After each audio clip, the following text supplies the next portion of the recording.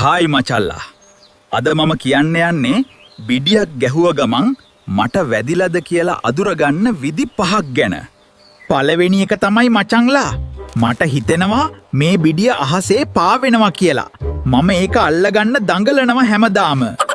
දෙවැනි එක තමයි මට හිතෙනවා මේ බිත්තිය මගේ පාර හරස් කරනවා කියලා. මල මගුලයි. දොර අනිත් පැත්තේනේ.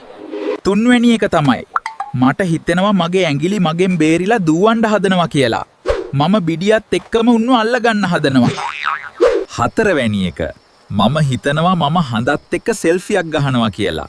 මම බිඩියත් එක්කම hina වෙනවා ෆෝන් එකක් නැතුව. පස්වැනි එක තමයි මචංලා. මට මේ බිඩිය පේන්නේ මගේම සහෝදරයෙක් වගේ. මම ඒකට ආදරය කරනවා. ඉතින් මචංලා මේ වගේ බිඩි ගහන යාළුවෙක් ඉන්නවා නම් දැම්ම පහලින් මෙන්ෂන් කරගෙන යන්න. ඒ වගේම ලයික් කරලා ෆලෝ කරන්න.